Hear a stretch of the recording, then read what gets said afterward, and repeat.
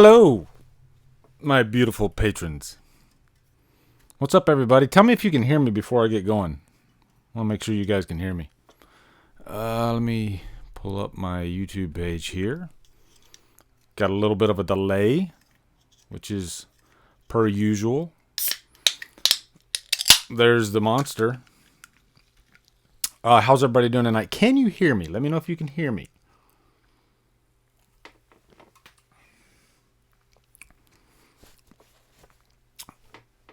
Clap, clap.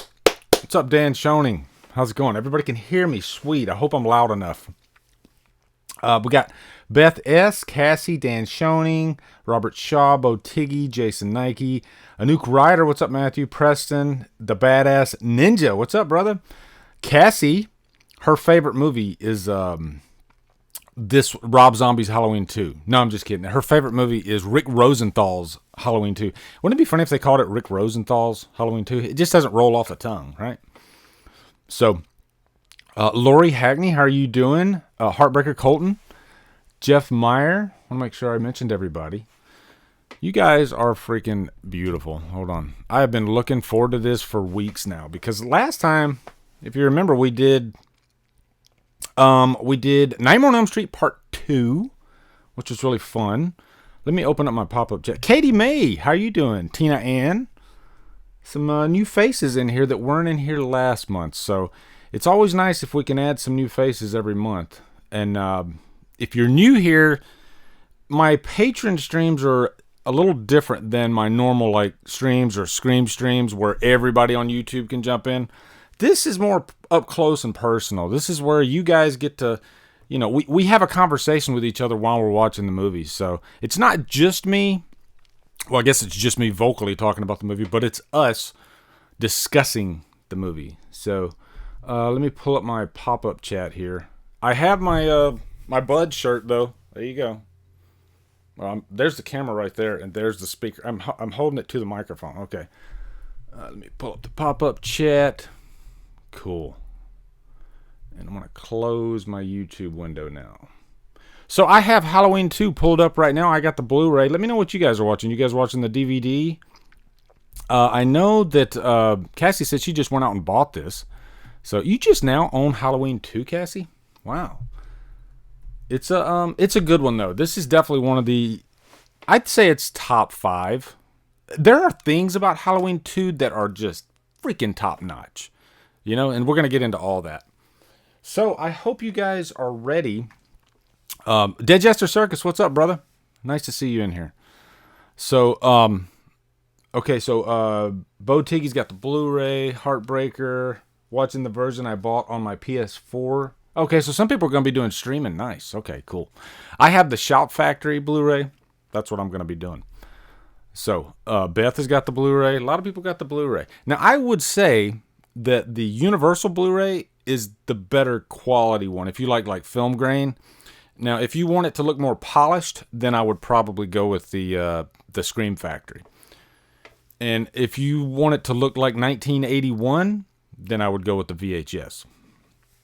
So, all right, guys, we're gonna hit play here. Oh, I got the wrong remote. So, gonna hit play in 3, 2, 1. All right, I just hit play. I'm going to turn mine up just a little bit. Oh, that's right. I do have the Steelbook too, actually. I bought that I think it was last October they released that. The Halloween 2 and 3 steels. I still haven't even opened them yet. They're just so beautiful looking. Matter of fact, I'll grab it.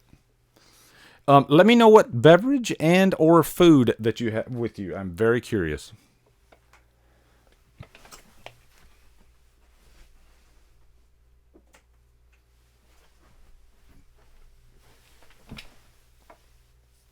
Okay, the first thing that's pulling up now is the very end.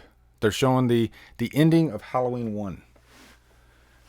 And that's one thing I always loved about this one is how it just picks up right where the first one left off, you know?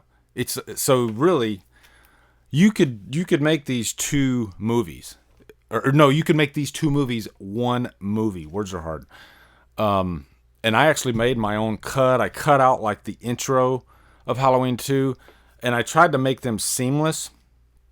So I just did like one full movie. So if any of my patrons want a copy of that, just let me know. Just send me like a message on Patreon, and I will send you a digital link so you can download I call it the Halloween the Whole Bloody Night. I'll send that to my patrons. So, but yeah, here's the Halloween 2. Look at that. That's gorgeous. I love like seeing Michael in the flames. It's badass. So, I'm going to read some of your comments while we're doing this. Now, like I said, they're still showing the ending of the first movie. We see Michael walking up behind Jamie. The ever so lovely Nick Castle with that mask on. Although, here comes Tony Moran. They're going to take off that mask. And it's going to be a beautiful angel-like looking face with blonde flowing hair. And it's Tony Moran, who eventually, he ended up going bald, which is not a bad thing, you know. But, yeah, Tony Moran. Because John Carpenter said he wanted Myers to have kind of an angelic-looking face. And I guess Nick Castle, he wasn't cutting it in the angelic department. Oh, here's the scene where he gets shot. And then you can tell that the when they reshot the scene for part 2, they built this, like, platform that was the same height as the railing. So you can obviously tell that Myers is backing up at the same height as the actual railing. So that's a dead giveaway. And I'm sure most of you guys noticed that too when you watched it. Every time I watch this, I'm like, oh God, this, you can tell that it wasn't like, I guess they were just trying to take out the danger aspect of it. So now we're in the new movie. Donald Pleasance goes downstairs. I mean, same exact, not just night, but minute. I love that about Halloween 2. That is one thing that is so cool about this one. Which I guess they kind of do that in 5, but only for just the first scene. This one, the whole night is still directly after, which I think is awesome. Oh, Beth, we are definitely going to talk about the score. I need to turn this up a little bit. Turn it up. Autograph. Turn up the radio. Let me see. Hold on. Just so I can hear Loomis go, "You don't know what death is." Now, in the TV version, he doesn't say, "You don't know what death is." He says, I can't remember what he says, to be honest. Because I've only seen the TV version probably maybe 2-3 times, tops. Whereas the theatrical version, I've watched it 1,000,000 times. So, what's up, Kevin Smart? Nice to see you in here. So I'm going to read some of your comments, okay? So, I absolutely love Dick Warlock as Myers. I like his extreme slow walk. Yeah, I think Warlock is kind of like Terminator Myers. And I think he was one of the scariest Myers. We're in that intro now. That awesome intro. I think sometimes I prefer the score to this one, even though it is pretty much 95% the score from the first movie. But I love the synth, like the elevated synth feel to this one. So, Cassie, I have the TV version too. It actually came out. This right here has the TV version. This is the Shout Factory release. It came with the box set, and it comes with the TV version on DVD. Lance Guest. I always wish Lance Guest would have returned to the franchise because they never showed him dying, you know. So, but yeah, you got they're coming into the pumpkin, and then you're gonna see the skull. Yeah, I love this intro. And I remember seeing the latest Halloween movie, Halloween 2018, and this is the one thing that I wanted so bad because we all know that ever since this movie, from 4 and on, there is no pumpkin intro like this. I mean, 5 has sort of a pumpkin intro, but it's not like this, you know? So when that happened, when he goes, say something, and he screams, and then all of a sudden we jump into that intro, I was just, I wanted to jump out of my chair. And I like how the pumpkin's like inflating in the Halloween 2018. Okay, reading some more of your comments real quick. Okay. Haley and gang, so pumped for this one. Kevin Smart. I love how it feels like a natural extension of the original. Couldn't agree more, Bo. The score is perfect. Yes, it is. And thank you, Beth, for telling me about the Mondo vinyl. It's like a box set. Oh my god! And I love. So it comes with 1, 2, 3, 4, and 5, and I love all 5 of those. Well, I don't really like the score for 5. It feels lazy, but I think 2 is definitely one of the best scores out of the bunch. Let's see, Beth S. It's ramped up and off-putting. No, it's ramped up and off-putting. What were you referring to there, Beth? She says, "Oh snap!" Kevin Smart says, "Hello, Jason." But that says, "I have the box set too." Yeah, that box set. I rushed out day 1. Matter, I had it ordered on Amazon actually. Day 1. I was not missing out on that box set. And I remember the day the box set was announced, and I was like, "Oh, cool! They're coming out with a Halloween box set. I'll probably get that. That's awesome." And then when I was reading it, it said that for the first time ever, they were gonna release the producer's cut of Halloween 6. That was my holy grail of like home video once. I would have done anything. I probably would have paid $100 just for that alone. Just because, not because the movie is so good or anything, the producer's cut, but because it's Halloween, and it's a movie that's like 45% or 43 minutes different than the theatrical theatrical cousin. But yeah, it was just, I had to have that version of the movie like in Blu-ray form or in DVD form. I was happy. So now we got Myers walking in the back alleys and the behind the houses, and this is really creepy actually. You know, this is probably around like at least midnight, and you got this crazed killer that just killed 3, 4, 5 people, something like that, and now he's roaming the neighborhood. And Dr. Loomis has got a problem on his hands. Him and Sheriff Brackett, they're trying to find him. And and I can compare Halloween 2018 to this, because this is the scene that they kind of paid homage to. They even had the Elrods in there. So, and everybody's favorite sandwich maker, Mrs. Elrod. You want mayonnaise or mustard? How about mustard? I actually had a sandwich tonight, too. I had a turkey and cheese sandwich. It was quite delicious.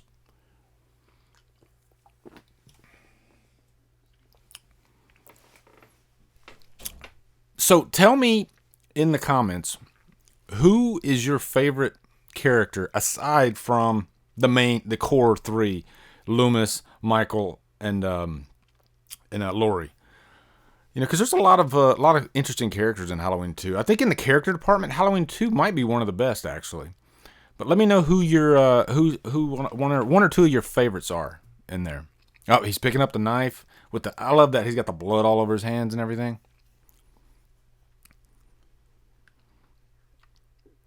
And I don't know if you guys know this, but there is a very young Dana Carvey. Oh, Night of the Living Dead. They're coming to get you, Barbara. And I can't believe I just finally saw Night of the Living Dead last year for the first time. Thank you to Andrew Becker for constantly pushing me to finally watch it. And now it happens to be one of my favorite zombie films. It is a great movie. Miss Elrod, freaked out by the blood. And yeah, we get that Warlock walk, you know. He does have like a glide. More than any other Myers, Warlock had the glide down. It's almost like he was walking on air. Full on machine. Somebody stated that they think the Warlock Myers is dead, and so he is like evil coming back to life. Like, so Michael's human body is gone now. This is a theory. This is a fan theory. So his human body's gone, and now it's just evil in the Myers body, and that's why Dick Warlock walks like that. And that kind of makes sense to me, actually. It's out there, but I mean, I think as far as like superhuman strength and powers go, 2 definitely showcases that, especially near the end when he's like walking through glass doors without even like pushing them, except with his body. So, yeah, Nurse Karen is definitely one that sticks out, no pun intended, in this movie.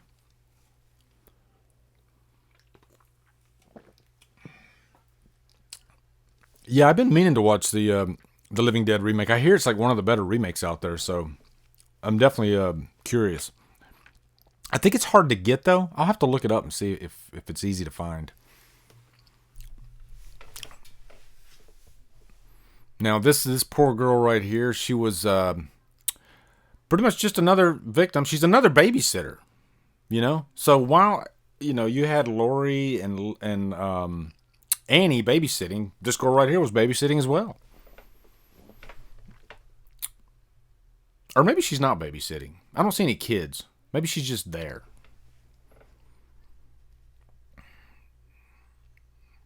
But I'm sure when people watch this for the first time, they were probably wondering, like, how are they going to handle violence in part 2? And right away, Carpenter pretty much shows you how violence is going to be handled in this movie.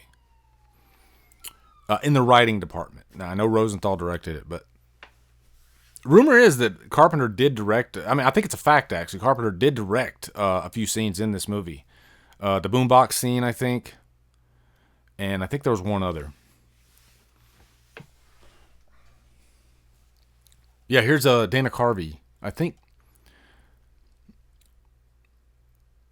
Oh no, here we got Annie being pulled out of the house on the gurney, and it makes sense that Carpenter wrote Brackett out of it because I mean, after finding out that his daughter died, I'm sure he probably wouldn't be able to keep working for the night.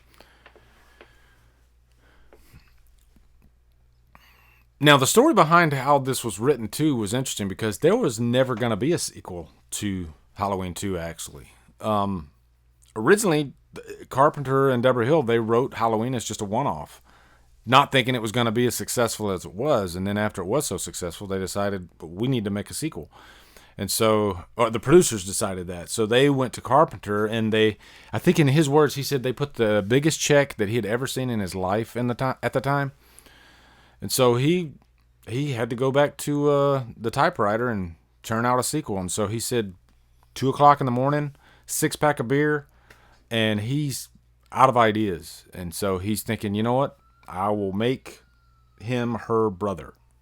And that's pretty much how that was formed. You know, he needed a hook for Halloween 2. So, but I do like that this one's not pretty much a rehash of the first one. It's actually a very different film. I mean, even in the setting. It takes place in a hospital, which I think is brilliant. I love horror movies in hospitals. I don't know if you guys have seen X-Ray, or also it's called Hospital Massacre.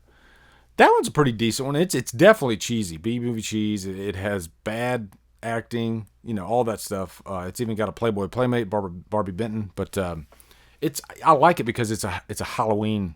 I mean, it's a hospital setting.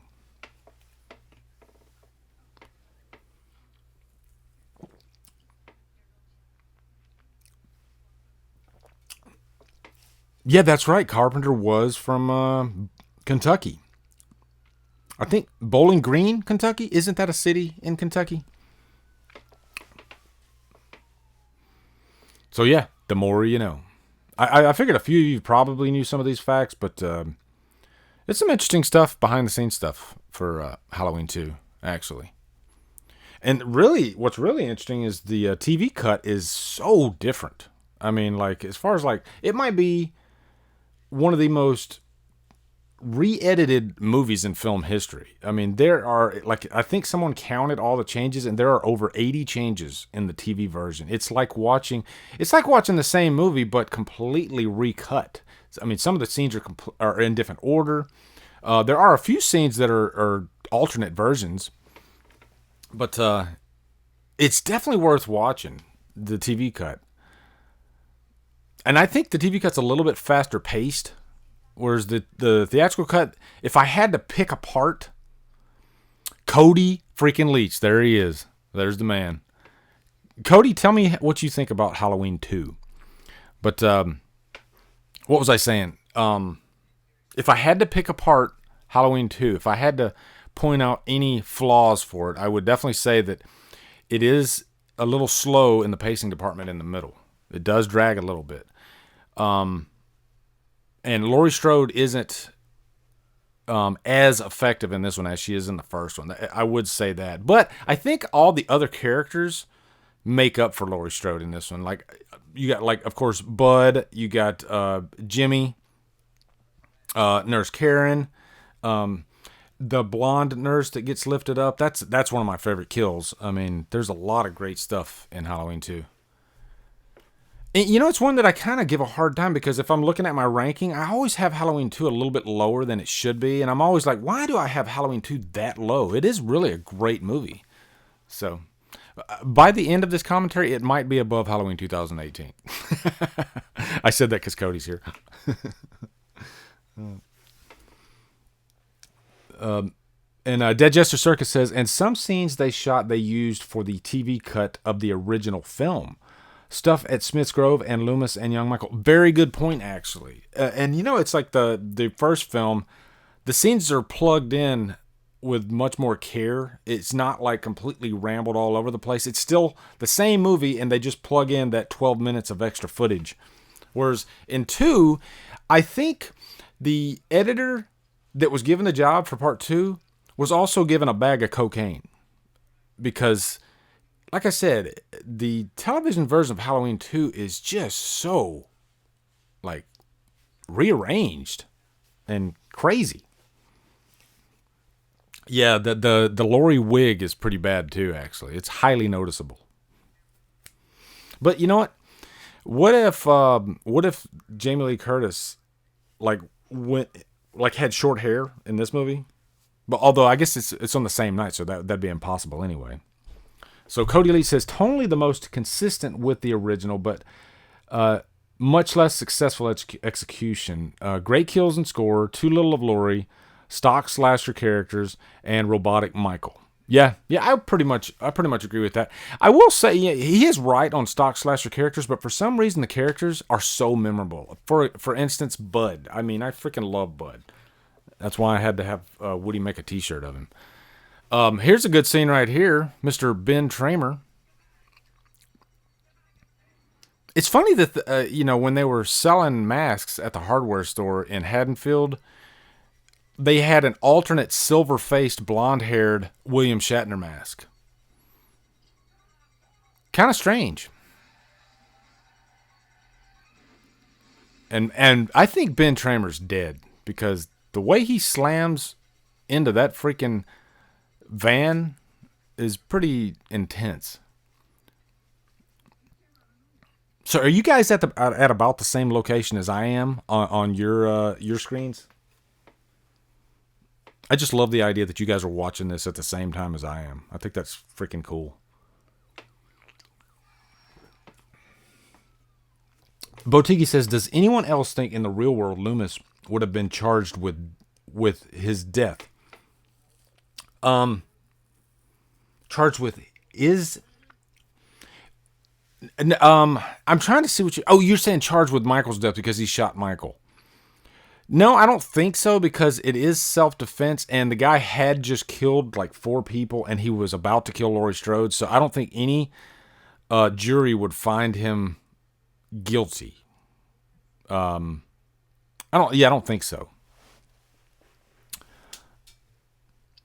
Beth S. Loomis just rubbed his head. Are we close?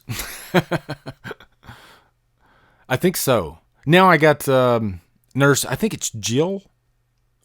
She was just walking through the hall, and now we got the head nurse. That didn't sound right. The head nurse, Mrs. Alves. Yep. You got a lot of walking through halls. And here is the other stalker. Somebody posted this on Killer Flicks today that Halloween 2 has 2 stalkers, and the other one is Michael Myers, and of course the first one being Jimmy, because he's like constantly sneaking up on Laurie and watching her while she sleeps. And he like goes up to her and like rubs his finger on her hand while she's asleep. like if she wasn't into him, it could have went the other way.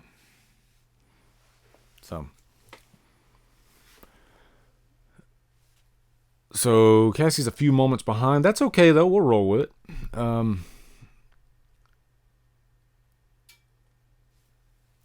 Let's see. Oh, you think he's not? You see his charred body later? Oh, he's talking about Ben Tramer. So he never got to take Laurie to the dance either, which I think is the real tragedy of Halloween 2. But the shots with the halls are great. I think this is lit so well, and I think you got to give oh my God, why am I drawing a freaking blank? The greatest cinematographer that ever lived. Help me out, guys. Why am I drawing? I've never forgotten the Dean Cundy. Yes, Dean Cundy. Okay, here is Dana Carvey. Yep. And you don't even like see the front of his face, but he's wearing like a baseball cap.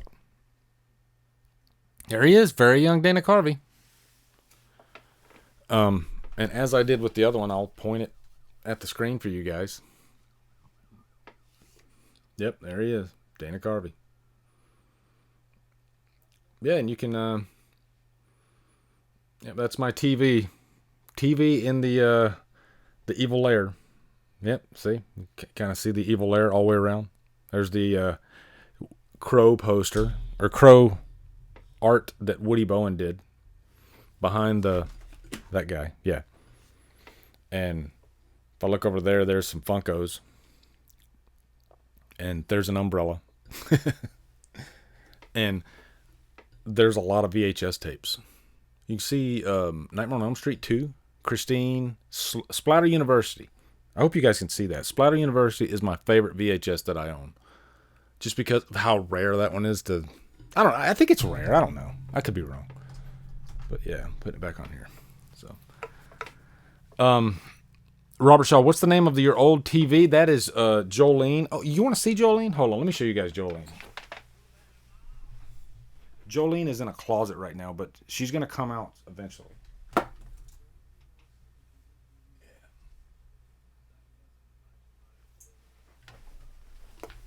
Poor Jolene. But yeah, but I bought Jolene when I worked at the Habitat for Humanity, and I think some old lady owned it, and they rolled it in, and I was like, "What is this beautiful unicorn-looking TV?"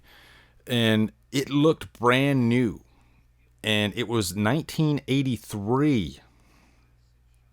And I was just like, wow, I have to have this. So I paid like $40 for it. And when you turn it on, it makes that sound, which is beautiful. And I think doves fly out from behind it when you turn it on. And then when you put a VHS tape, not into the TV, but into the VCR on top of the TV, Celine Dion sings. For some reason, you just like hear Celine Dion. It's beautiful. Now we got the Boombox Kid. This scene right here is directed by Mr. John Carpenter. And then we got Nurse Karen coming the opposite direction. And this girl that's with Nurse Karen, I always forget, like, they'd never show her after this scene. She just, I guess she was just an actress that had just a really quick little part, and that was it.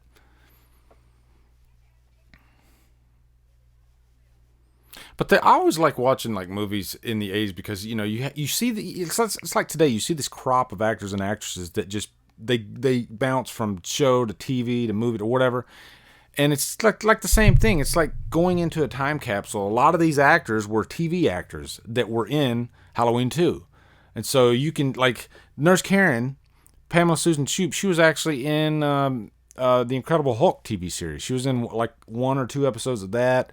I think she was in like Dynasty, all those, they all just bounced around from, so they grabbed a big crop of like TV actors and actresses for these movies. And I'm thinking that's probably because they're cheaper. And really cool scene here. Myers bumping into the boombox.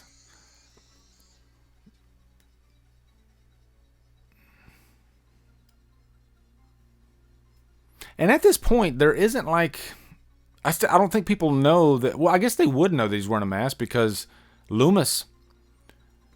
So maybe that's why they showed Ben Tramer wearing the same mask, so people wouldn't even question. You know, like I guess the deal is a lot of people have that mask in Haddonfield.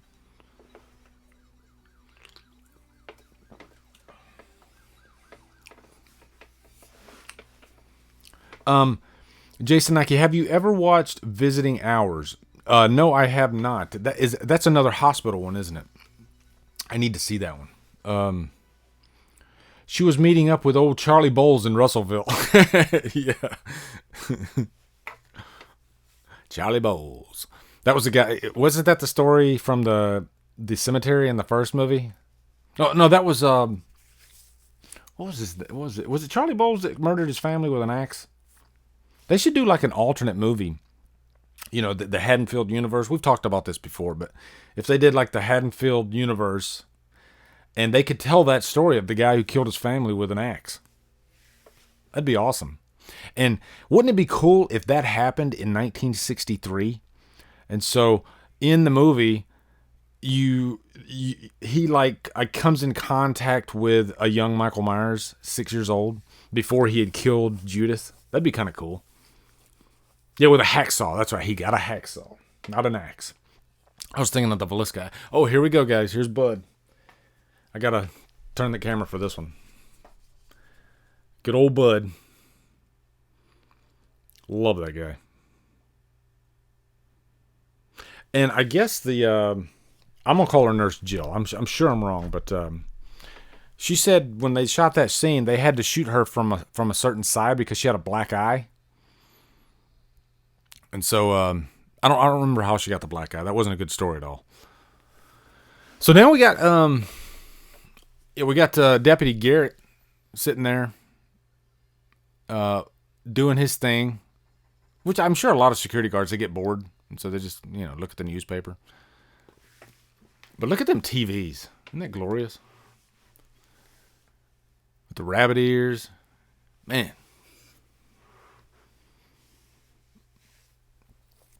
Okay, going down some more comments. Bobby Hall, what's up, brother? How you doing, man? Bobby Hall is a massive Halloween fan like you guys and me. And he has his own cut of Halloween 6, actually. And I see him in Blu-ray.com all the time, too, because I've been on Blu-ray.com. I've been a member there since 2007. I think Blu-ray.com is a fun site, because before I got into YouTube and all that, I was always on Blu-ray.com, and I would just talk to people about movies and, get into the Halloween message boards and Friday the 13th and all that. And I used to frequent that before I got into YouTube and all that. I was in Blu-ray.com like just about every day, especially when I was like deployed in the military. You get bored, so I'd get on Blu-ray.com. It was a great way to relieve stress and tension. So, Nurse Janet, that's right. Thank you, Bo. Nurse Janet. I thought she was so hot when I was little. I thought she was so hot when I was big. So, Bud is just a dude, but Trent is a douche lord. Very true. Yeah, Bud doesn't take it too far like Trent does. Bud's just got this swagger about him. Bud seems like, he doesn't seem like a dick. He just seems like a dirty dude, Whereas Trent, you just want to punch him in the face within like 5 seconds. Bud, you want to drink a beer with him. I work with a guy that's pretty much just like Bud. He's an older guy. He's probably in his like 50s, but he still thinks he's like 25. And yeah, he's like Bud. He's like exactly like Bud. And I get a kick out of him. It's funny. Jeff Meyer says, I rewatched Accepted a few weeks back, and Trent was the main douche in that movie too. Yeah.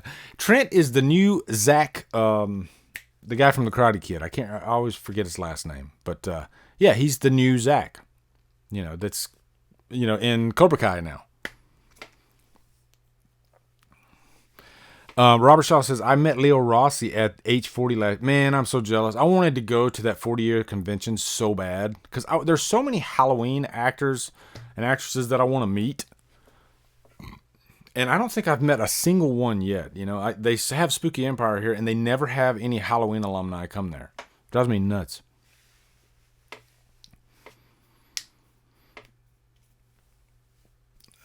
Let's see.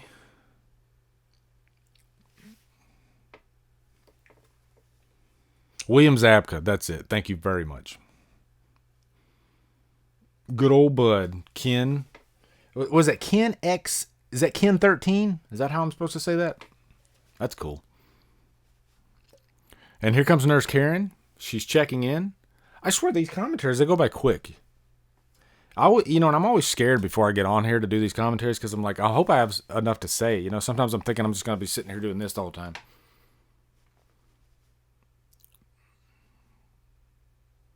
But I'm not. I'm actually talking. There's a lot to talk about. You know, and I thought for Halloween 2 that with that dry spot in the middle, I'd run out of stuff to talk about. But no, you guys, you keep me busy. There's a lot of great comments in the chat and all those babies, but no mommy patients, right? That's the one thing about Halloween 2 is like you don't see any patients. You see the babies. That's it.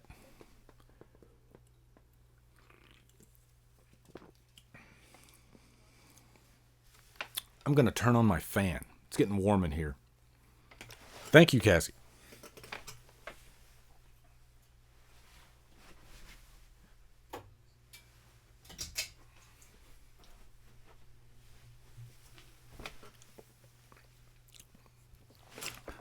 So the question is, was Jimmy Josh Hartnett's father? I'm thinking he was. They never say so, but it seems that way. Because, you know, in the TV cut, too, they show that scene where Jimmy's in the ambulance with Laurie Strode. So, Beth says, back then you had your baby and left them for the hospital for a few days. Yeah, exactly, right? Digester Circus says, I love this shot here with Michael in the background. Yeah, that's the part I was at, too. And you know what? The first couple times I watched this, I never noticed Michael in the background. So it's kind of a cool scene.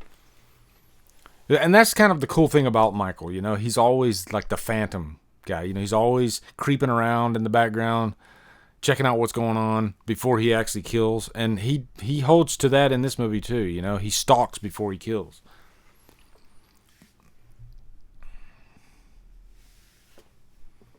Jimmy is the baby daddy. Yeah, I'm going to go with that too.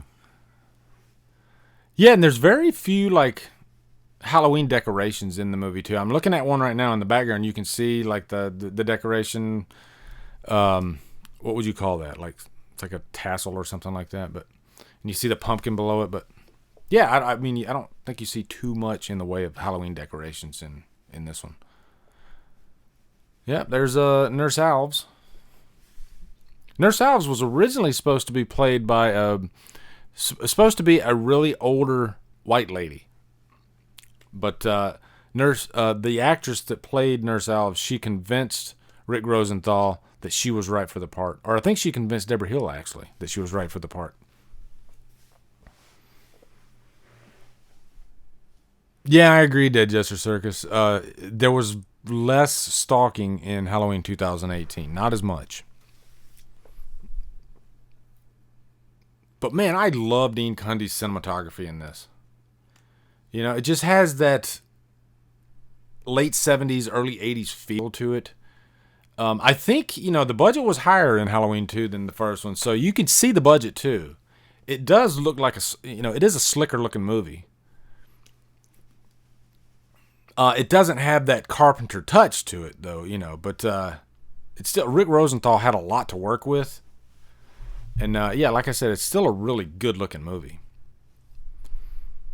And, you know, that's one thing I could kind of neg Halloween 2018 about. I think this movie looks better than Halloween 2018, which kind of looks flat, like a little flat. This has a really cinematic feel to it.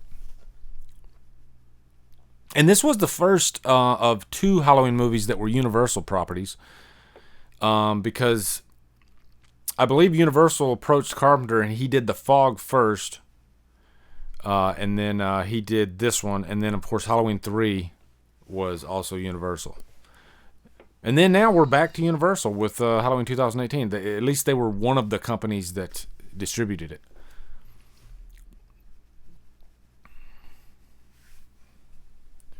So, I always like this kill because for some reason I feel like I hear like a little comedic horn when Michael slams his head with the hammer claw.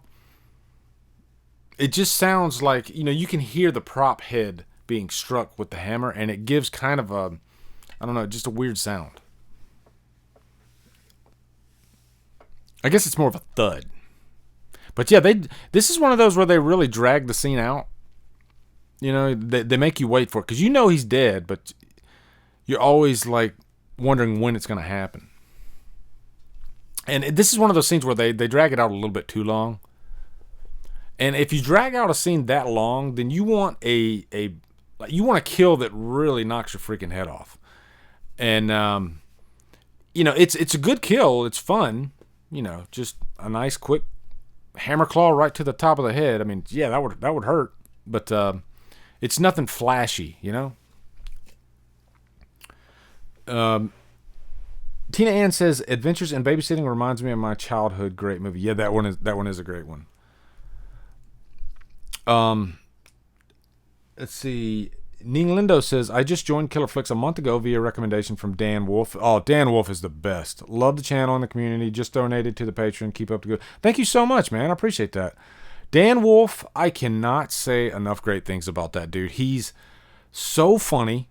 I mean, really just has one of those really quick-witted senses of humors. Oh my God, Lee, what the hell are you saying?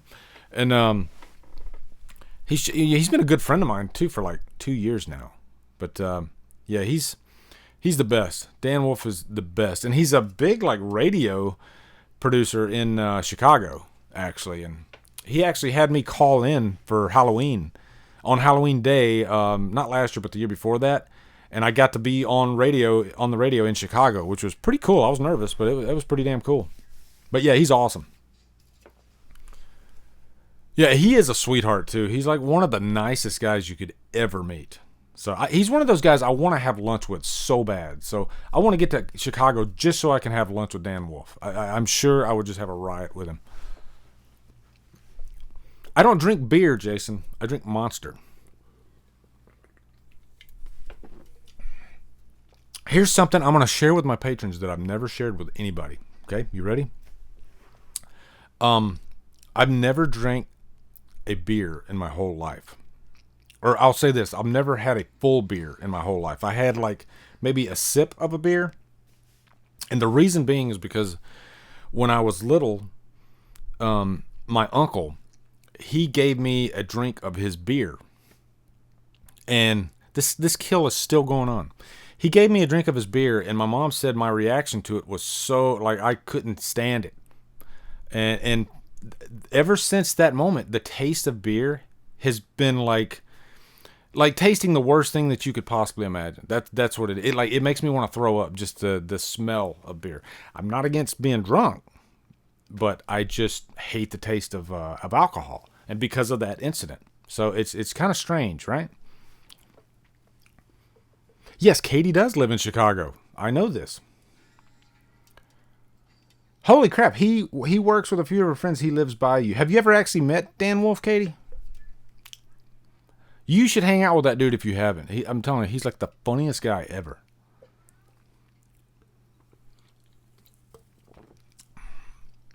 I have drank... margaritas aren't bad. They taste pretty good, actually. But it's not like one of those things I say with pride, like, ooh, I've never drank a beer. It's not like a goody two-shoes type of thing. It's a taste thing. Like, and I'm sure some people hate the taste of Monster, but for me, that's my thing. Beer is like so, ugh. I hate the smell of it. It's just, I don't know, it's weird for me. Now, here's the guy from Jaws. He was in Jaws. I don't remember his name. So... But yeah, they're looking at the teeth of Ben Tramer. And they're going to find out that it's not Michael Myers. Michael Myers is 21. I love Loomis. We haven't even talked about Donald Pleasance yet. Yeah, now, if we can talk about the Halloween Returns script for a minute. Deputy Hunt. He was actually supposed to be the sheriff in Halloween Returns. And I really have to burp.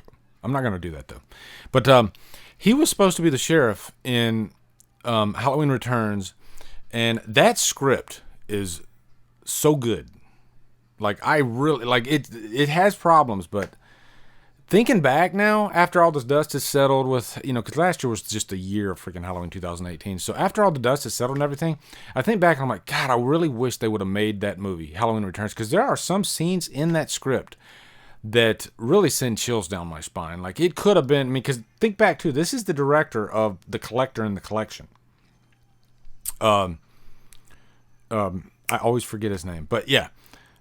I'll look it up. You tell me in there. Who's the director of The Collector and the Collection? Because I want to say it's like Marcus Dunstan. That's it. Yeah.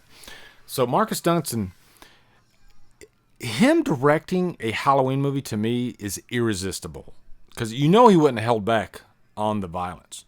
He writes all his scripts. Him and Patrick Melton, they wrote the script for this, but. There was some good stuff in this, especially the scene where Michael breaks out after he's being, he's given the gas. Yeah, that script has a lot of great stuff in it. But Deputy Hunt was in there, and I guess Deputy Hunt's daughter was, I guess, gonna be like the Laurie Strode's granddaughter was in Halloween 2018. So I think it could have been a really good movie, actually. And it'd be nice to carry over some of those characters from, the early movies. And it would have taken place after part 2 instead of after the first movie, which I would have been for, Colton, yes, I did hear The Collector 3 is coming. I'm really excited for that. We'll probably see that next year. So I will be all over that because I love The Collector and the Collection. Those two movies are great. Badass Ninja says, I love Monsters. When I was a teenager, I thought it was an adult drink. It does look kind of like an adult drink. Jeffrey Kramer, as known as the motorist in Clue, the movie.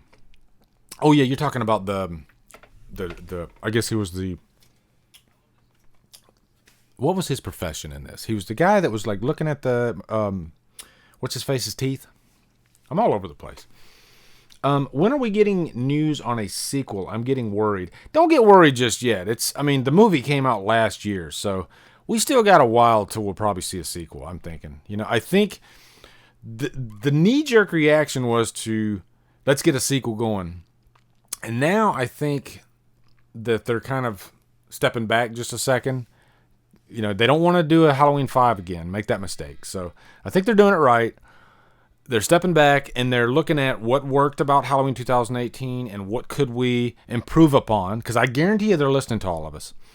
And so the potential for the sequel to Halloween 2018 is pretty high, actually, if they do it right. So we'll see. Now we got Nurse Karen walking the dark hall, and she's about to encounter Bud. Jason Nike says, I want a Nightmare movie so bad. Hell yeah, man. I think that's the number one thing that I want right now out of horror. I want a new Nightmare movie so bad. Just because you can't deny, like, the kill scenes in the Nightmare movies because they're so extravagant, It's not just a killer with a knife.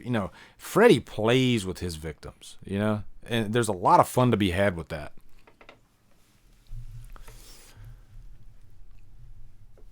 Now, Bud wants some therapy on his finger. Leo Rossi, I will say, he almost wasn't in this movie, too, because he said that Deborah Hill did not want him in the movie so bad because he was, he looks like a New Yorker. And she didn't want a New Yorker in the movie. And Rick Rosenthal pretty much got him this part. He kept telling him, just hang in there, I will get you in the movie. And Deborah Hill was so against it. And then, like, right at the last minute, he gets the part. And he, to me, he becomes one of the most memorable characters.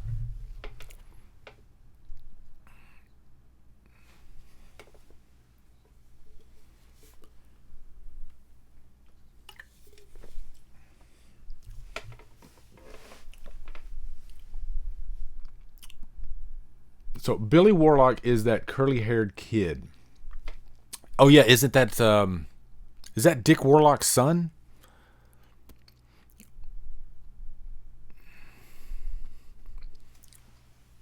Hot tub scene is coming up pretty soon. I'm excited. I know you guys are. Ken says, I'm dying to see the new Friday the 13th movie get made. And man, it just, at this point, it's like, I'm starting to lose hope. Because, every time we start thinking that we're going to get something, then a new lawsuit story crops back up. And it just gets frustrating. But I did do a trailer reaction for the new fan film, Jason Rises. And that's just a trailer, but it looked really good, actually. I like the premise with Pamela Voorhees being like a zombie in it and, resurrecting Jason. That could be interesting, actually. So now we have a flashback of young Michael Myers in Smith's Grove and Laurie, looking at him. Now, this scene right here with the blood dripping, in the TV cut, they just, put that scene just sporadically throughout the movie. Like they're trying to make the movie deeper or something like that.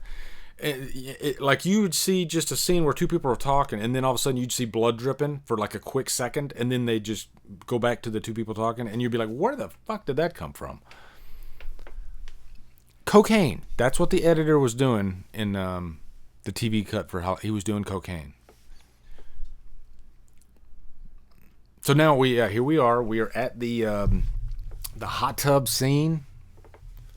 And I love the backstory of this one, too, because she didn't want to get naked for this scene. And she was resistant, as I think a lot of Hollywood actresses probably are. It's probably a scary thing, especially doing your first nude scene. It's got to be scary. And so Rick Rosenthal made a deal with her. He said, if you get naked, I'll get naked. And it'll just be, a small crew in there. And so Rick Rosenthal maintains that he just had underwear on.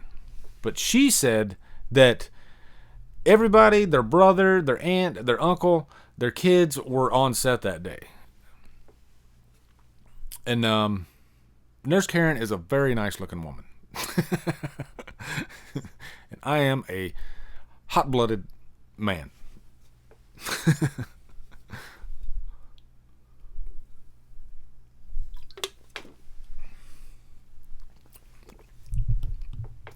So yeah, they got the hot tub action scene. We're going to see Myers coming in and doing his Myers thing. And what's interesting about this scene is, if you think back to the Linda scene in the first movie, Myers kind of played around a little bit. He liked to watch. Whereas in this one, he just kind of gets right down to business. He goes over, turns up the heat. There's no kind of standing back and just watching what's going on, because Myers had a thing about sex in the first movie. With Judith at the beginning. He killed because people were having sex.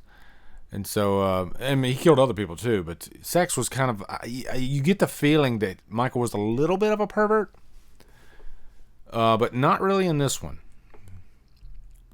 Which kind of lends itself to that theory that this is the full-on evil version of Myers, and the human is gone from the equation.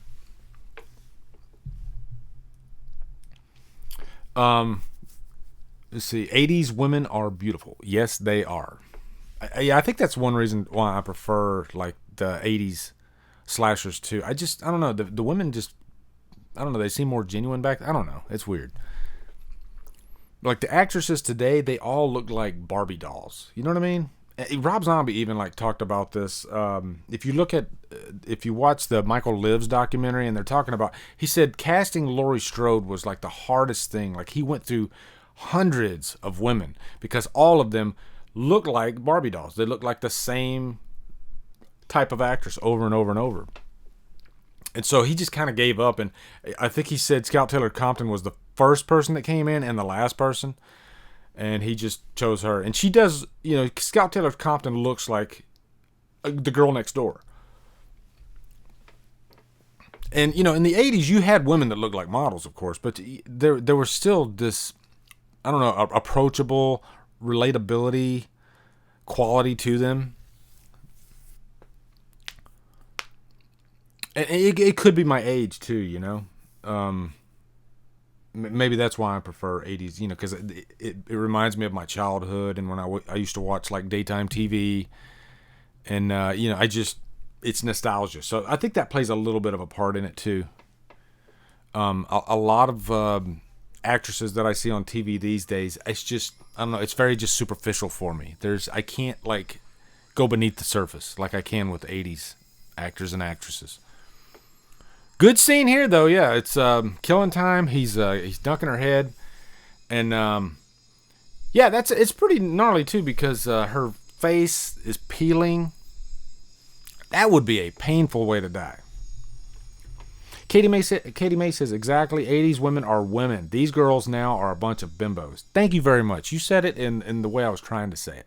So, a softness and natural look. Yes. Completely agree. There was just something about 80s, not just women, men. I mean, there was just more of a relatability to these characters back then. Oh, I love this scene too. This is Loomis. He's in the school, and they see the Samhain. This is the first time where we see like seeds of Thorn. They never say Thorn or anything in this. This is not a Thorn movie, but the seeds are there, and it starts with Samhain and the Lord of the Dead. And you can even like kind of tie that to Halloween 3, if you want to. Like, so in my mind, when I'm watching Halloween 3, there is a Haddonfield, Illinois. There is a Michael Myers. It's just not happening right now. We're in a different town. We're in Santa Mira. And Donald Pleasance. The man was like, as far as like casting an actor to a role, you could not beat Donald Pleasance. That's why there will never be another Loomis. They could recast the guy a million times. Nobody will ever touch Donald Pleasance's performance. To me, I kind of relate it to Bill Bixby playing David Banner in The Incredible Hulk, as silly as that sounds. The way he played, they called him David Banner. They didn't call him Bruce Banner in the TV show. The reason they didn't call him Bruce Banner, I kid you not, was because they thought the name Bruce sounded homosexual. I am not lying. That is a fact, and it's a silly ass fact. I don't know why they didn't call him Bruce, but they called him David. But Bill Bixby, I mean, just owned that role, and so nobody else can play Bruce Banner like Bill Bixby did. Same thing with Donald Pleasance. And maybe it's that 80s thing again, I think actors in the 80s had a quality about them, the way they delivered their lines. It was a little bit more textbook, but for certain characters, it really worked because Loomis is a textbook mad scientist, I guess you could say. Mad doctor. He fits that role really well. And, I don't think you have actors that... I guess... Anthony Hopkins could probably do a passable job. I hate to say passable with Anthony Hopkins. That's ridiculous. He would probably do a great job. I mean, he's the one guy that I think could play Loomis these days, but he's too old now. Now in the Halloween Returns script, they mention at the end, Loomis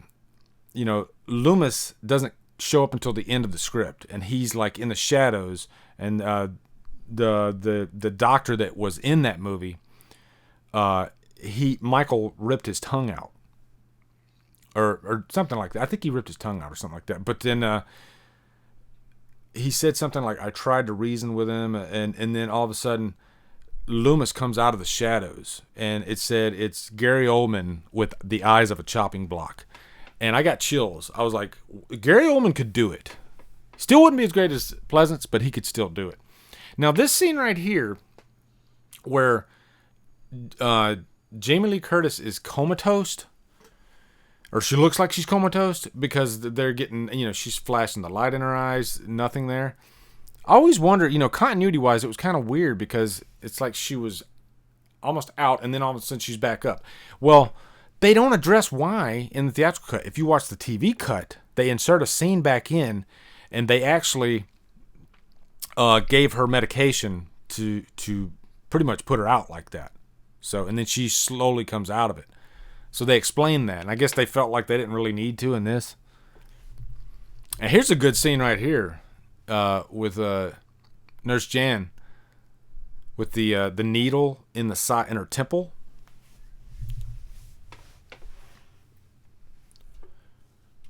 Good kill scene. Very effective, very simple, but it's creepy.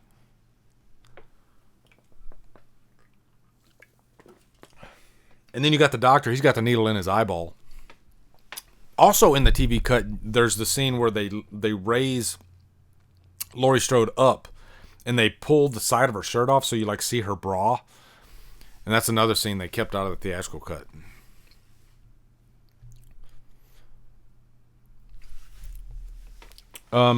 Lee, you should combine the theatrical and TV cut. That would be impossible. Just because those two cuts, the TV cut, like I said, is so out of whack. It's so all over the place. I wouldn't even know where to start. There's no like rhyme or reason to it whatsoever in the editing department. So it would pretty much be like me taking random scenes. I guess I could take like the scenes that aren't actually in the theatrical cut at all and insert them in there, but I don't know if it would make it a better movie. If I'm doing like an editing project on a movie I want to make it a better version of the movie, like I did with Halloween 6. I think, and it sounds like I'm being pompous, but I think it's just a better version of the movie because it has all those great character moments, but it takes out the stupid wackiness of Michael raping his niece and all that bullshit. So I don't know why they put that in Halloween 6 anyway. That's the one big thing I hate about the producer's cut. You don't make Michael Myers, A, get his niece pregnant, and B, rape his niece. Just no. And you don't have the cult control Michael like they did. Like in the last act of that movie, they're having that like ceremony, and Myers is just like standing there in the background. And you prefer that version of the movie? I don't think so. You don't control Michael Myers like that. You make Michael Myers go into this lab and completely slaughter everybody. That's Michael Myers. That's why I prefer the theatrical cut. So now this scene's really creepy because it's like dark and you get Michael's point of view and he's just roaming the halls. Really well done scene.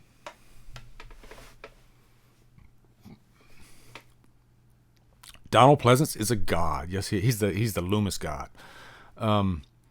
Needle time. I would love if Kurt Russell was recast. Ooh, now you got me thinking.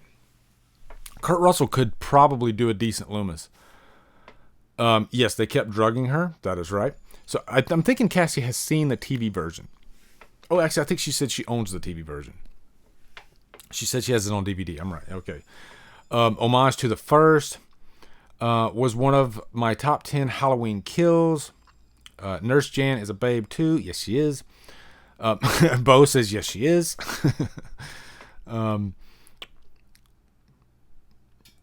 That was super weird. I agree. Let's see. The ending of the producer's cut is god awful. Yeah, I think that's what Katie was talking about too, is the producer's cut. Yeah, there was just a lot of weirdness going on in the third act of the producer's cut. What's weird is too is I bought off of eBay the bootleg, and the bootleg is so dark that you can't even like make out what's going on. So I never like really dug deep into what was going on. I just wanted to watch it for the different scenes and the last act. So when they finally released it on Blu-ray and I watched it, I was like, oh my God, why don't I remember all this stuff? And this stuff is horrible. And he says to Tommy Doyle, when he goes, join us, you have talent. That is just bad TV writing right there. That's what that was. So now we got Laurie Strode. She's back up. We are well into this movie, guys. We are rolling through this. We are gonna I think she's gonna pass out again. So yeah, this is my problem with the pacing in this movie. Why get her up just to walk and then pass out again. Unless there's a purpose, you know? A to B. So, yeah, she's trying to get to the phone, and then she's going to pass out again, and then Myers is going to roam the halls again, and yada, yada, yada. So,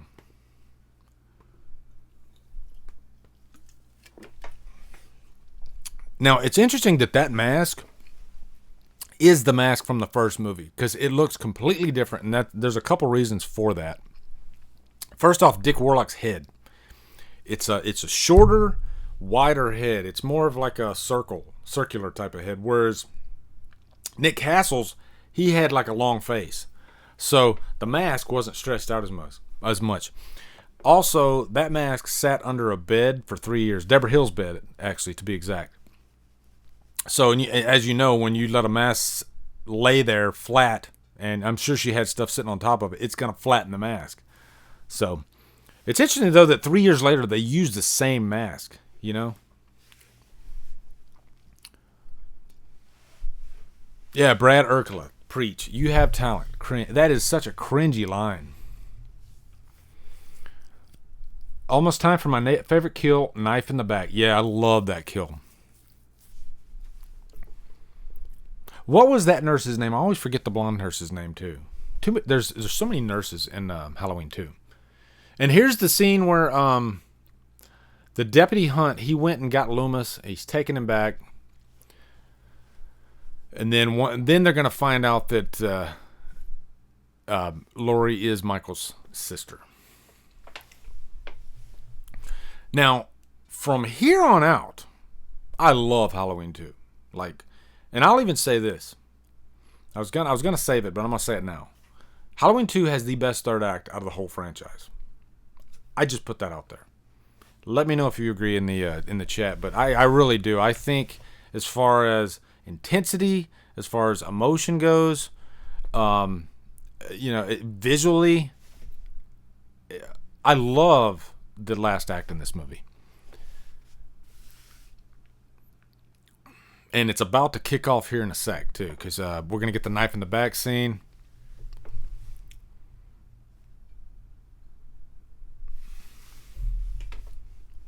Jill, that's it. I believe Jill is her name. Yes, that's right. Nurse Jill. Thank you. Thank you very much. That was Bo Tiggy and Cassie.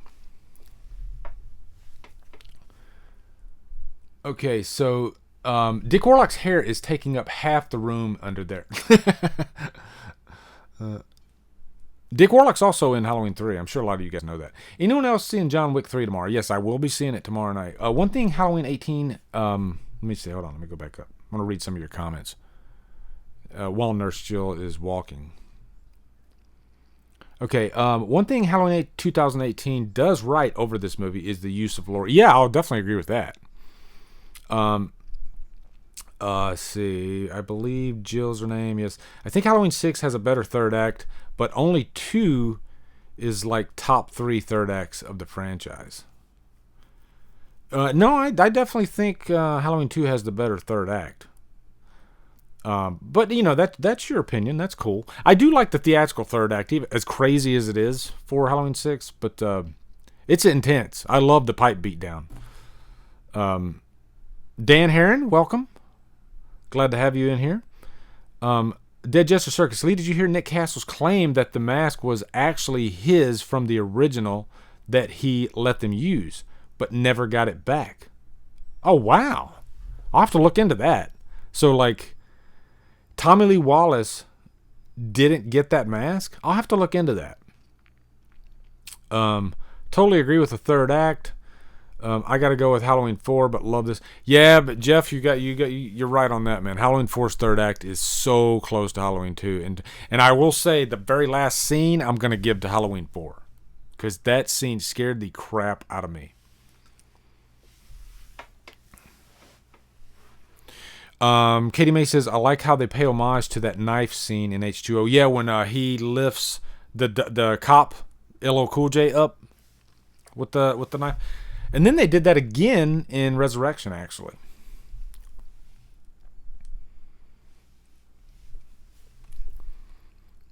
And now Nurse Alves, this is kind of a cool scene too, It's an aftermath type scene. But, just so Michael took her. I'm thinking, I don't know if he choked her or something first to get her to lay there. And then he stuck a needle in her arm, and then she bled out. Yeah, now this scene right here, too, when Jimmy slips and falls, that whole segment with Nurse Alves laying there and then up to Jimmy, they cut that scene up into like 10 different pieces chronologically, and they inserted it in the last act of the TV cut. And it's just weird.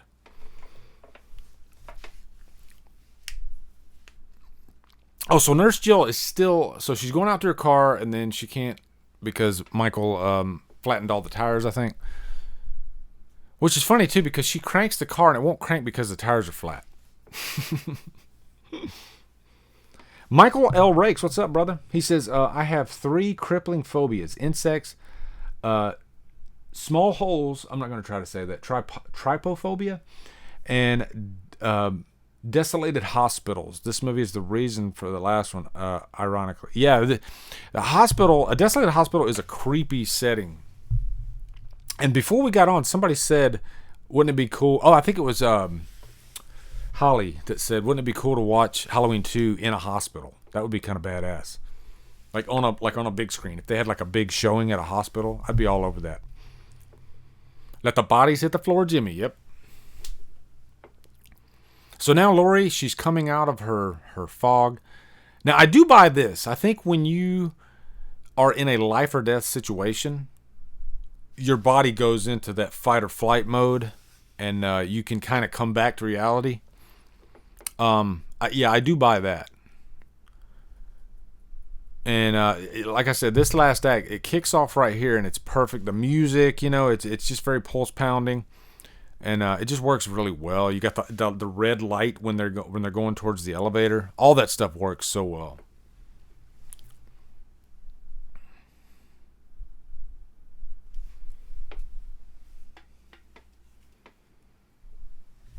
Let's watch Silver Bullet on a full moon. That's one thing too. I was gonna hit you guys up. Oh, here's the scene right here. Like what the next movie we're gonna do is next month.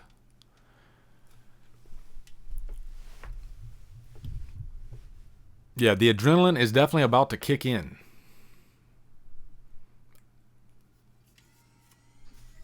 That's a great shot right there.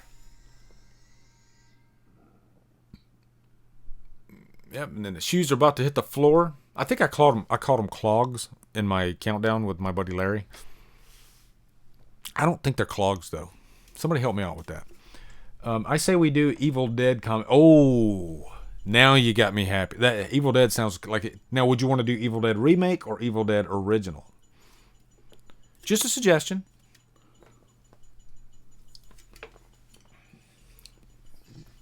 Yeah, now I think for the score, I think this is mostly Alan Howarth. Like John Carpenter handed him the score from the first movie, said, "Do with it what you will." And I think Alan Howarth pretty much used the same score, but he put a layer over it that gave it that synth feel to it, and it made it all the better. Yeah, and I love the iconic stairs scene where you see Dick Warlock just, he looks like just pure evil walking down the steps. That's another scene where in the TV cut, you're going to see Dick Warlock going down the steps like 8 times. Like even the scene where the claw hammer goes into the cop's head, they use that scene. Cocaine.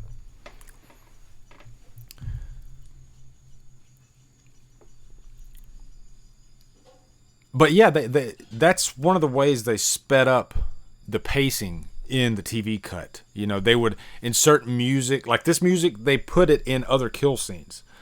They tried to make every kill scene have a little bit more intensity. But there would be like these abrupt stops here and there. So it was just off. No, that was not Jamie Lee Curtis that fell down when her hospital gown flew up, and we saw her under her panties, I guess you could say. I feel so dirty saying that. Yeah, really cool scene here though.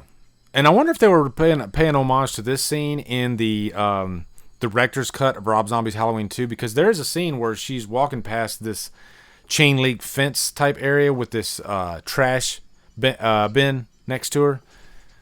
And so, I mean, that first scene's pretty much an homage to this whole movie. But yeah, there is that one scene too.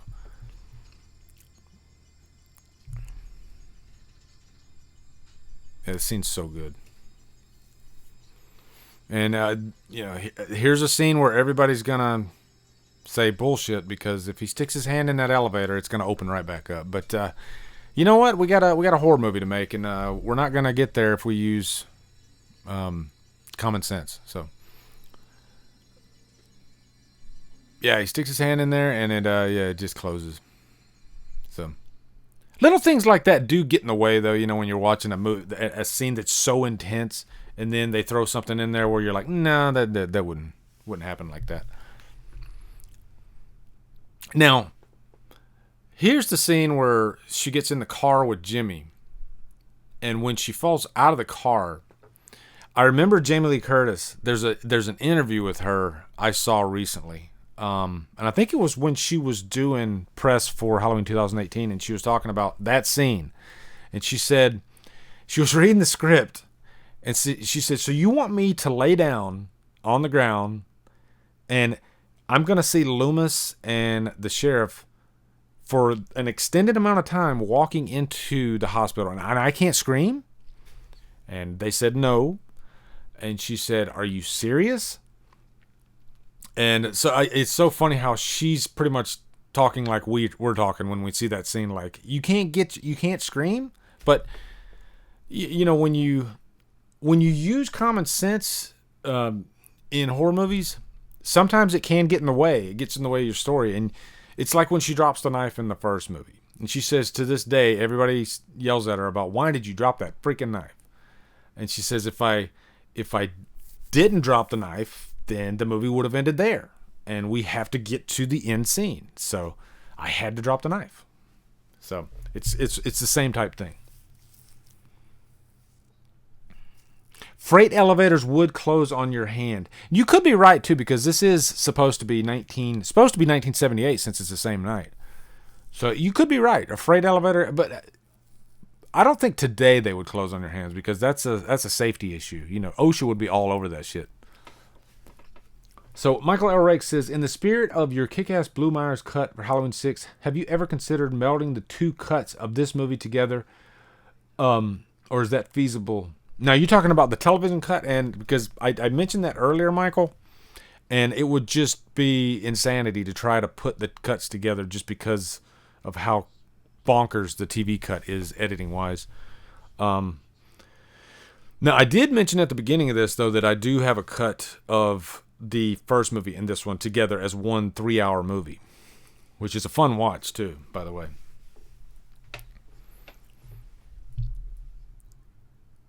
It's kind of interesting pacing-wise, though, because it's like you got one movie and you have like a roller coaster ride, and then in the middle it's like a sharp drop, and then it's a ride back up in the end. And sharp. So it's pacing-wise, it's kind of weird, but still, I mean, to watch both movies together, it's cool.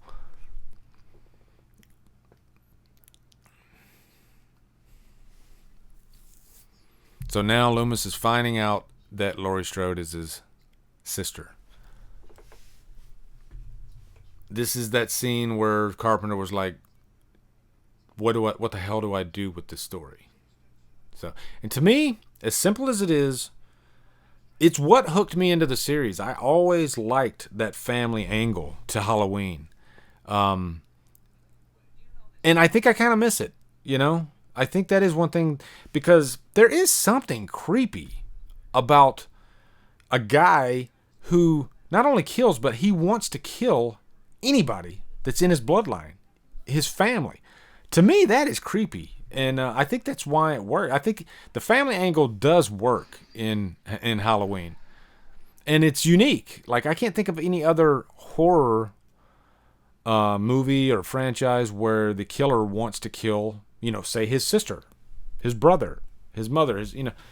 It's an interesting premise, and it's weird that the first time it was even thought up was John Carpenter, or at least there might be something pre-Halloween where somebody wanted to kill their parents or kill their siblings, but I mean it really became a major aspect to the series. I mean, plot wise, they used that aspect to carry the story forward in the sequels. And it got really crazy with Halloween 6 because, like I said, in the producer's cut, they're wanting to have Michael rape. Michael wouldn't rape his he would kill. That's what he wants to do. That's it.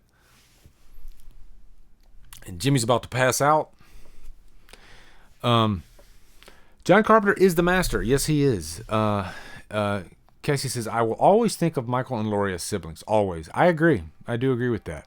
And you know what? They don't say that they're not siblings in Halloween 2018, and there's definitely a connection there. Michael L. Rake says, so there's a long cut of the first two. That'd be cool. The Godfather did that with the Godfather saga. Ning Lindo says Halloween is the opposite of Texas Chainsaw as far as family goes. Yeah, it sure is. And I think that's why I prefer Halloween over Texas Chainsaw. I prefer a family where one of the family members wants to kill all the other members, as opposed to a family that's just a lunatic family, but they're all close with each other. I think you can play more with like you could do a slasher movie one night in a house where one member of the family is picking off the rest of his family, and say he had like 4 siblings and the mother and father, and he goes through the house, or you could set it outside of the house, but this one character is just wanting to kill everybody in his family, but they would be sued by the Akkads, so that's probably why we wouldn't have that, but that'd be kind of interesting actually. And yes, Dan, we do view Jimmy as John's dad in H2O.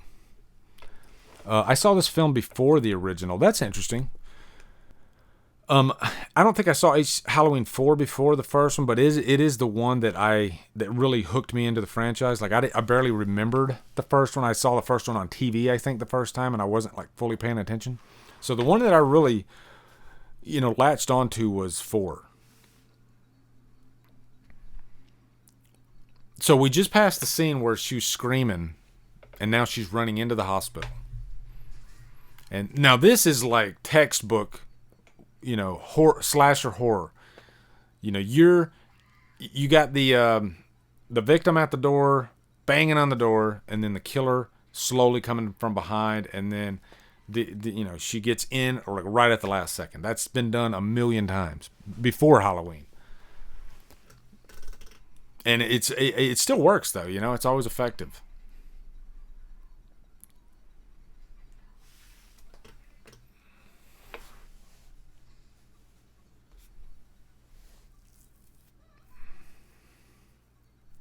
Which kind of reminds me of like You're Next. How You're Next took that whole aspect of horror and turned, kind of flipped it. Like the protagonist isn't running from the danger. They're playing defense, but they're also playing offense. Which is kind of what Nancy was doing in Nightmare on Elm Street too. But she was doing it in a more strategic way, whereas in You're Next, she's literally being physical with it. She's fighting back, head on. And Your Next is highly underrated. It's one of those that's to go that far with the final girl, where she's like even more dangerous than the actual antagonist. That was pretty damn refreshing. Yeah. Now this is the dumbest cop that ever lived, because he's gonna poke at Michael Myers laying there, and you don't do that because you know that Myers is going to get up.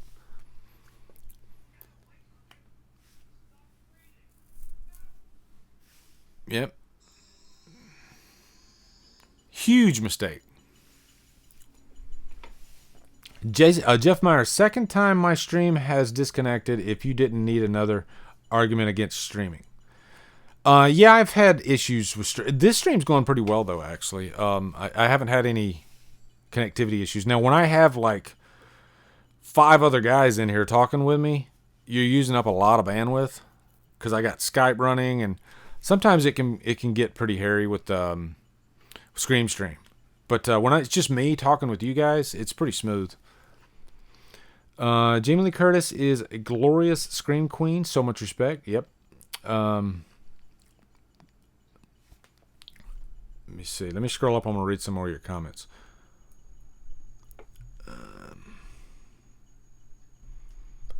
Okay. Your next was A Little Like That. Yes, and Jamie's dead too. Let me see. Hold on. Let me go down here. So Colton says, I saw Halloween for Halloween 6 and Halloween 2 before ever watching the original. So yeah, you were all over the place, weren't you, Colton? Dead Judge Circus says, although retconning to them as siblings makes the happenstance of their crossing paths in the original ridiculous, he hasn't seen Laurie in years, but knows where she is and what she looks like. Good point. Preston says, same here, Lee. Halloween 4 is one that made me a Michael fanatic. Cassie says, Lee, Halloween 6 was the first I saw in the theater. I was a junior in high school. Yeah, I was 15 when I saw Halloween 4 in the theater. And by the time I saw Halloween 6 in the theater, I was already in the Air Force. I'd been in the Air Force for, I think, 3 or 4 years. So I was 20. Let's see. Was it 95, I think? Yeah, 95. So I was 22 at the time.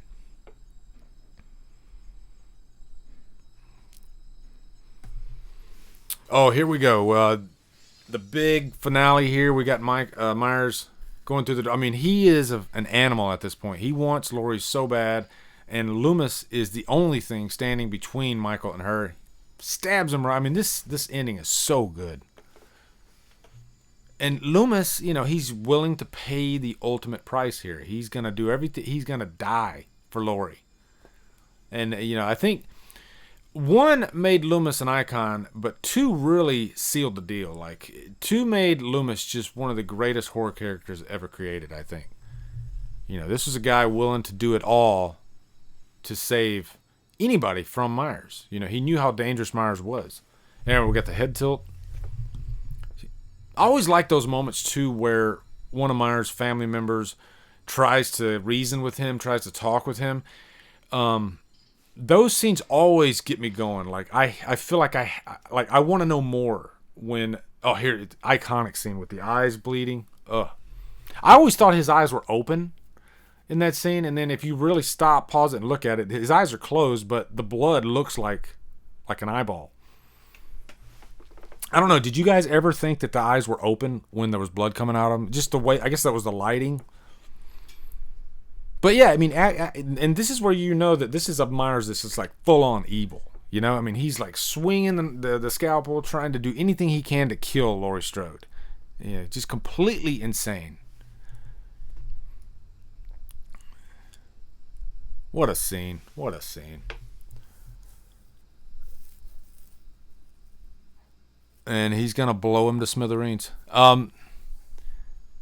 For Halloween 2018 to actually use fire again, you know, I'll admit it, they should have went a different direction than that. And they did, too. They actually filmed a different ending. I think visually it looks great, you know. I do love the music that they have over Halloween 2018 when you see Myers down below. But, yeah, I definitely think they should have got a little bit more creative.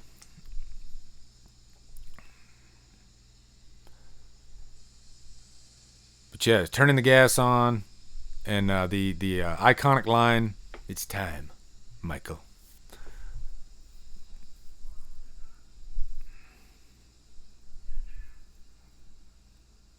This scene is so good, I just want to watch it. You know, I don't even want to talk over it. It's so good. That fire, when the explosion, and then you see Laurie just flying forward. Yeah, there it is. And then at the beginning of 4 in the script, they actually showed this scene from a different angle. 4 was supposed to begin with that explosion, and I think they were going to have the camera on the outside of the hospital, and then you were going to see an explosion, and then it was going to go 10 years later. I don't think he needed it, but it would have been a cool scene to have at the beginning. but I think for budget reasons they couldn't put it in there. And then you think it's over, and then here comes Myers out of the fire, flames all over him. Just an unstoppable machine. And we're at the end of this movie, and if I could compare, and I know I shouldn't do this, but just to compare this to Friday the 13th, and Friday the 13th has its fans. I'm sure some of you guys probably prefer. For me, the thing that this is my personal experience, but the reason Halloween is my favorite is because of the story. Michael's obsession with his family. Great characters like Loomis, who is almost as crazy as Myers.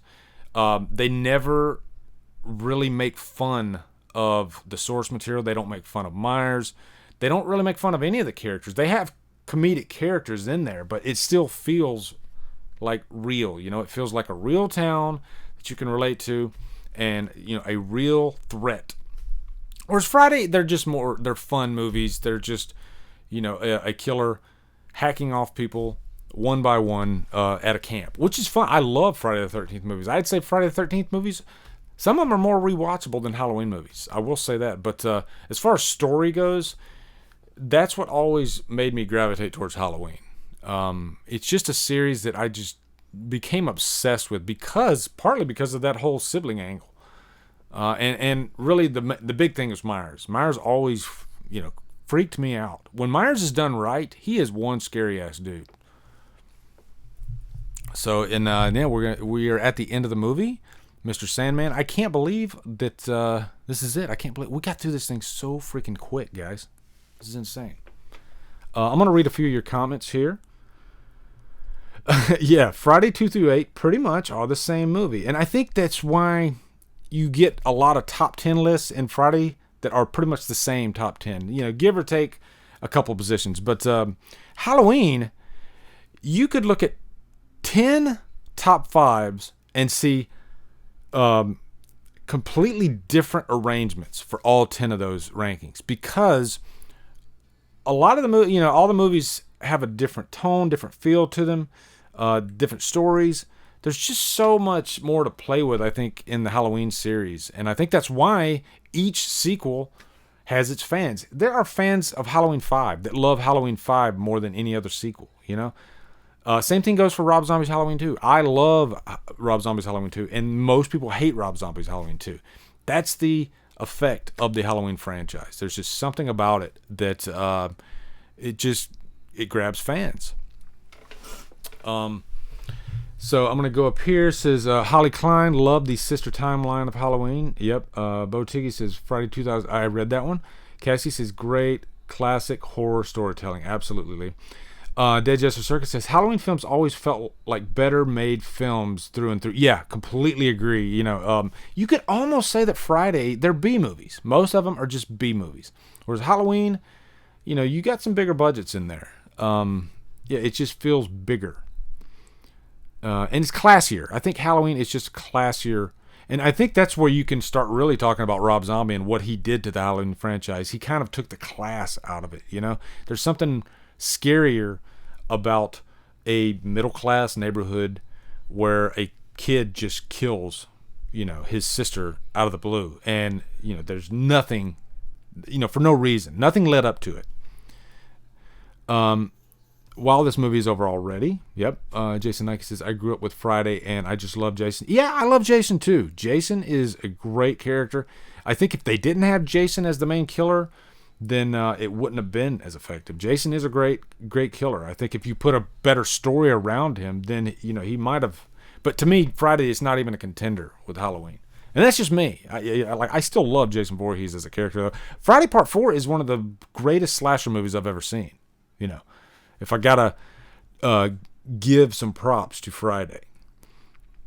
Friday the 13th is my favorite, but as far as story goes, Halloween is more interesting. Yeah, it's very interesting.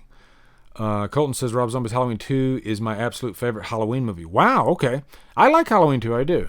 Bo Tiggy says I love Halloween 5. Holly Klein says my dad stopped by for a little bit and watched with us. He's the reason going into horror. Tell your dad I said thank you for watching, Holly. That's awesome. Cassie says, I love Tina's death in Halloween 5. Me too. Beth says, I love Mr. Sandman. Yeah, I think that was the perfect touch to put Mr. Sandman at the end of this. It's just, it makes the song creepy, and now that song is immortalized by Halloween. You know, it's forever connected to Halloween, which is cool. Halloween 6 used to be my favorite Halloween movie, but now it's the Texas Chainsaw Massacre. I still love how many 6 through for my 30 subscribers special. Congratulations on 30 subscribers there, Colton. Dead Jester Circus, classier, bingo. Yeah. Katie May says he 100% took the class out of it.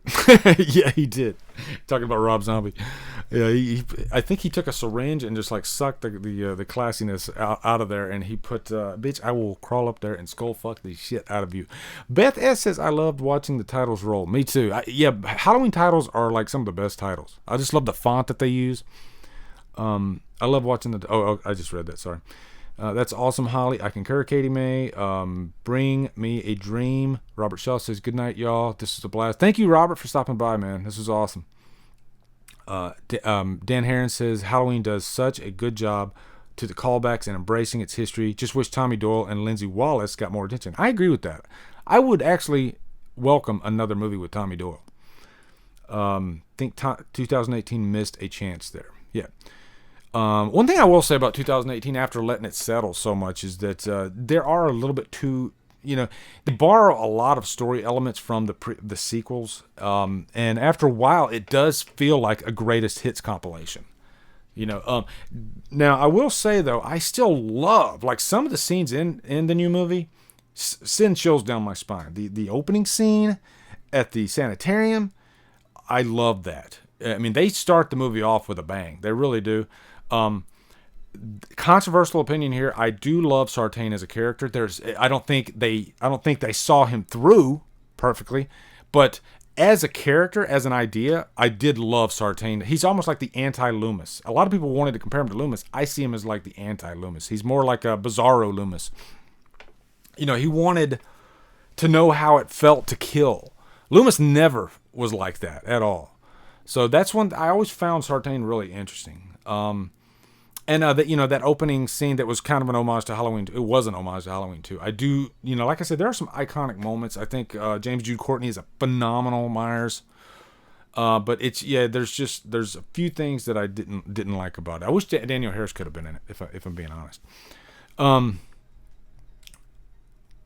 Opening was perfect in Halloween 2018. Let's see. Let me go back up here, read some more comments. Need a top 20 horror movies of the 2010s before 2020. Yeah, that's a good idea. I was actually thinking yesterday, what's my next top 10 going to be? So that could be a fun one. Cassie says, I love you guys so much. Had so much fun. This group is awesome. Yeah, and that's why I wanted to do these. It was kind of a happy accident doing these monthly commentaries, because I never knew what to expect out of it. And the thing that I didn't realize until after the fact was, wow, this is a great way to get everybody together on my that's on my Patreon team, because outside of this there's really, we could chat in the comments on Patreon, but that only takes you so far.